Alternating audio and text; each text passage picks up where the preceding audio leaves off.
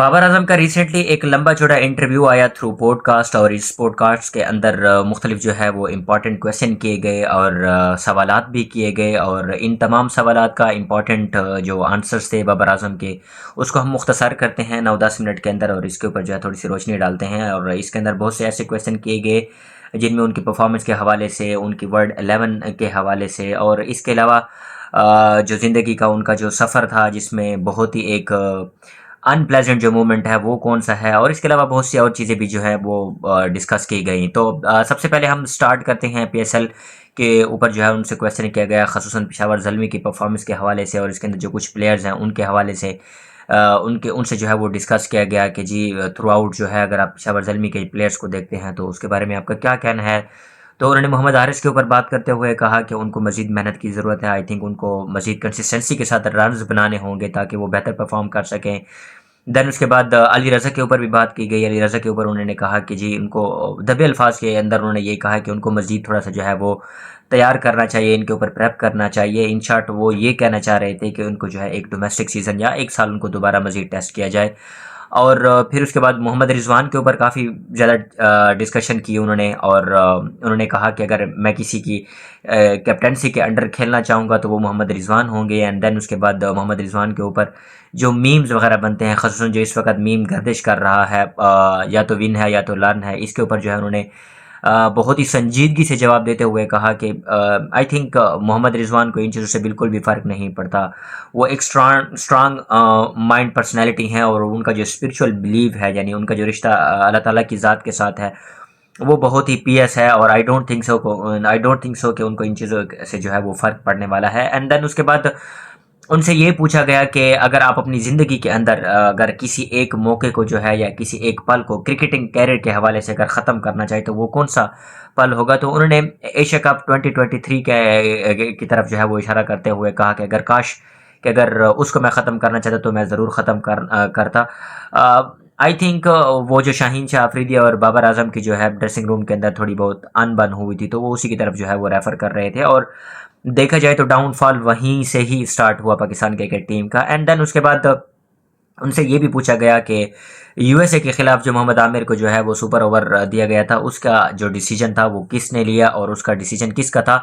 तो I think इसके ऊपर जो है एक डिबेट हो सकती है, एक हम थोड़ी सी जो है डिस्कशन कर सकते हैं। तो उन्होंने कहा कि मेरा अकेले का ये फैसला नहीं था, ये जो डिसीजन था ये थ्रू आउट कोचिंग स्टाफ का था। तो सवाल यहाँ पर ये बनता है कि बाबर आजम तब अगर कैप्टन थे तो ग्राउंड के अंदर जो डिसीजन लेने होते हैं, किसने बॉलिंग करानी है, कब करानी है, किसने बैटिंग कब करनी है, कब नहीं करनी, तो वो सारे के सारे कैप्टन होते हैं। और अब आते हैं one of the most important question के ऊपर जो ड्यूरिंग इंटरव्यू उनसे किया गया कि आप अपनी परफॉर्मेंस के पर्सपेक्टिव में क्या कहेंगे। तो इसके ऊपर उन्होंने जो है ना एक लंबा चौड़ा जवाब दिया, जिसका अगर खुलासा मैं कुछ इस तरह करूं तो उन्होंने कहा कि पहले भी एक फेज़ मेरे ऊपर आ चुका है, वो फेज़ इतना बड़ा नहीं था लेकिन मैंने उसको ओवरकम किया है। एंड देन उसके बाद उन्होंने कहा कि ये फेज़ भी जो है आई थिंक इससे भी मैं निकल आऊँगा। और इसके ऊपर उनके ऊपर ये भी क्वेश्चन किया गया कि आपको शदीद तनकीद का निशाना बनाया जाता है थ्रू डिफरेंट एक्स क्रिकेटर्स, और जो हमारे एनालिस्ट हैं या यूट्यूबर्स हैं वो आपको जो है बहुत ज़्यादा तनकीद का निशाना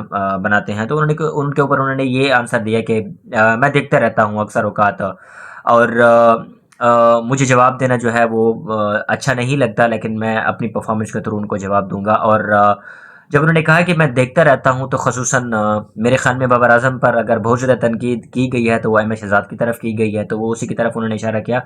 और उन्होंने ये भी कहा कि अगर आप क्रिकेट के हवाले से तनकीद करते हैं तो वो समझ में आती है, लेकिन अगर आप क्रिकेट से हटकर जब आप पर्सनल होते हैं तो आई थिंक वो उसके ऊपर जो है आप टॉलरेट नहीं कर सकते। और जितने भी आप मीम बनाते हैं उससे मुझे फ़र्क नहीं पड़ता। और जब आप अपने मुल्क के किसी भी सुपरस्टार को इस तरह मीम का शिकार बनाते हैं या उसको डिग्रेड करते हैं, तो आई थिंक अल्टरनेटिवली ये आप अपनी ही इंसल्ट कर रहे होते हैं। और जब अगर मीम की बात की जाए, ख़ुसूसन पाकिस्तानी मीम्स की बात की जाए, तो ये जो रिसेंटली टेंशन चली है पाकिस्तान और इंडिया की, तो इसके अंदर भी आई थिंक जो दूसरे मुल्क है, यानी हमारी जो राइवल कंट्री है इंडिया, उन लोगों ने भी जो है, उनके एक्स क्रिकेटर ने भी इस चीज़ को सराहा है। तो आई थिंक आप मेरा पर्सनल ओपिनियन ये है कि अगर आप तनकीद करते हैं या किसी को भी आप टारगेट करते हैं तो उनके पर्सनल या उनकी ज़ातियात को टारगेट नहीं करना चाहिए, बल्कि एक तमीज़ के दायरे के अंदर रहकर उनको जो है आप तनकीद कर सकते हैं। उनकी क्रिकेट को आप तनकीद का निशाना बना सकते हैं। अगर रिसेंटली मेरी वीडियोज़ को आप उठा कर देख लें तो अक्सर जब वो स्लो खेलते हैं तो मैं उनके ऊपर तनकीद करता हूँ। लास्ट के 2 मैचेज़ अगर उठाकर देख लें, एक लाहौर के खिलाफ और एक आई थिंक इस्लामाबाद के खिलाफ जो लास्ट 2 मैचेज़ हारे हैं, मैं थोड़ा-सा गलत भी हो सकता हूँ, जिसके अंदर 6 मैचेज़ जो थे वो जिन्होंने बैटिंग ओपनिंग की है वो जीते हैं, और बाकी 1 मैच भी वो नहीं जीते जिन्होंने जो है ना सेकंड बैटिंग की है। तो एग्जैक्टली वहाँ पर बाबर आजम ने जो डिसीजन लिया जो है वो चेस के लिए गए, और वहीं पर आई थिंक क्वेटा ग्लैडिएटर था आई थिंक, या फिर लाहौर कलंदा थी, गलबन लाहौर कलंदा थी जिन्होंने 200 एंड समथिंग स्कोर किया, और फिर उसके ताक़ुब में जो है बाबर आजम काफ़ी लेट जाकर जो है वो उन्होंने रन स्कोर किए। आई थिंक उनकी जो 50 हुई थी वो 34 बॉल्स के अंदर हुई थी, एंड देन उसके बाद उन्होंने चार्ज किया, एंड देन वो रन आउट हुए थे। तो इस किस्म की तनकीद आप कर सकते हैं, लेकिन अब अगर आप ज़ातियात के ऊपर जाते हैं कि he is not a player of T20 ODI और he is not international material, तो आई थिंक ये कहना का गलत होगा। और इस किस्म के गिले करना, इस किस्म की ओपनली किसी चीज़ के ऊपर बात करना, ये बहुत कम ही बाबर आजम की पर्सनैलिटी का हिस्सा है। वो कभी किसी के बारे में बुरा भला बोलते नहीं हैं। और फिर उसके बाद उन्होंने मोहम्मद रिजवान के ऊपर भी काफ़ी ज़्यादा डिस्कशन की, और उन्होंने कहा कि उनको इस चीज़ से कोई फ़र्क भी नहीं पड़ता, और अगर मैं मोहम्मद रिजवान की बात करूं तो वो बहुत ही स्ट्रांग मेंटालिटी के बंदे हैं, और मैं उन्हीं की ही कैप्टनसी के अंडर खेलना चाहूँगा, और वो बहुत ही मंझे हुए और बहुत ही बेहतरीन खिलाड़ी हैं। अब उसके बाद आखिरी चीज़ पर आते हैं, प्लेइंग वर्ल्ड 11 जब उनको चुनने के लिए कहा, तो डेफिनेटली जब आप ओवरऑल क्रिकेट को लेकर जब चलते हैं तो आपको हर टीम से एक ना एक प्लेयर लेना पड़ता है। तो सबसे पहले उन्होंने ओपनिंग पेयर के अंदर रोहित शर्मा को डाला। Of course he is a winning material, और उसके अंदर जो है चैंपियन ट्रॉफी उन्होंने जीती है, T20 वर्ल्ड कप भी जीता है, तो डेफिनेटली उनकी जगह बनती है। देन उसके बाद उन्होंने थोड़ा बहुत यहाँ पर शॉकिंग है मेरे लिए, मोहम्मद रिजवान को ओपनिंग पेयर के अंदर डाला।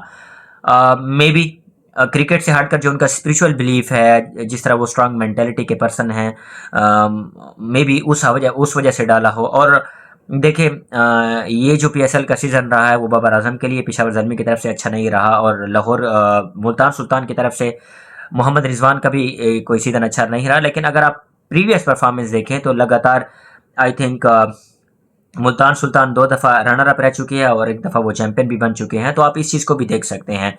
एंड देन उसके बाद उन्होंने ये भी कहा कि मेरे ख़्याल में मोहम्मद रिजवान जो है वो ओपनिंग पेयर के साथ अच्छे रह सकते हैं। देन उसके बाद उन्होंने वन डाउन जो है फ़खर जमान को चुना। अब ये मेरे ख़्याल में कह सकते हैं कि फ़खर जमान ने जो इनिंग खेली थी न्यूजीलैंड के अगेंस्ट, वो जो 400 जो चेस करने के लिए जा रहे थे, तो एक्सपेक्टेडली उसका भी वो कह सकते हैं। देन उसके बाद उन्होंने सूर्या कुमार यादव को ऐड किया, एंड देन उसके बाद उन्होंने जो है डेविड मिलर को ऐड किया। ऑफ कोर्स डेविड मिलर जब भी प्रेशर सिचुएशन के अंदर आते हैं तो वो अच्छा खासा खेलते हैं, एंड थोड़ा सा शॉकिंग है विराट कोहली को उन्होंने नहीं डाला। एंड देन उसके बाद उन्होंने मार्को जेनसन को उन्होंने ऐड किया, एंड देन उसके बाद उन्होंने जोस बटलर को ऐड किया। End of course he is a power hitter, जब आपको डेथ ओवर्स के अंदर किसी को मार पड़ने की ज़रूरत पड़ती है तो वो, या बड़े बड़े छक्के लगाने की ज़रूरत पड़ती है, तो डेफिनेटली जोस बटलर का नाम आता है। एंड देन उसके बाद उन्होंने जो है पैट कमिंस को डाला। पैट कमिंस के साथ definitely he is a world cup winner batter. अब देखिए ना, जब उन्होंने पैट कमिंस को डाला तो वो भी सनराइजर हैदराबाद के अंदर हैं, और वो टीम भी एलिमिनेट हो चुकी है आफ्टर CSK। MS धोनी का कंट्रीब्यूशन देखें तो जब भी आप इस सीज़न को लेकर मोहम्मद रिजवान को क्रिटिसाइज़ करते हैं, या फिर क्रिटिसाइज़ करते हैं बाबर आजम को, तो इस चीज़ को भी आपको देखना होगा कि दूसरी तरफ IPL के अंदर जो विनिंग कैप्टन थे वो भी तो एलिमिनेट हो चुके हैं। तो जब भी आप क्रिटिसाइज़ करते हैं तो थोड़ा सा न्यूट्रल होकर आप क्रिटिसाइज़ किया करें। एंड देन उसके बाद last but not least speed gun Mark Wood, जो कि इंग्लैंड के बॉलर हैं, उनको भी उन्होंने ऐड किया। सरप्राइजिंगली ना तो उन्होंने बुमराह को ऐड किया, और सरप्राइजिंगली ना तो उन्होंने किसी वेस्ट इंडियन बॉलर को ऐड किया। तो प्लेइंग वर्ल्ड 11 को देखें तो अच्छी खासी तगड़ी लग रही है, लेकिन यहाँ पर अगर उन मोहम्मद रिजवान को देखें तो थोड़ा सा उनका कंट्रीब्यूशन कम लगता है। According to my point of view, आपका अपना पॉइंट ऑफ व्यू हो सकता है। तो ये एनालिसिस थे, ये कुछ सवाल थे, ये कुछ जवाब थे बाबर आजम की तरफ से। और आपकी क्या राय है? आप कहाँ पर मुझसे इत्तेफाक करते हैं, बाबर आजम से इत्तेफाक करते हैं? कमेंट सेशन में ज़रूर बताइएगा। मेरे यूट्यूब चैनल को और फेसबुक पेज को लाइक करना, सब्सक्राइब करना ना भूलिएगा। Stay tuned for the next video.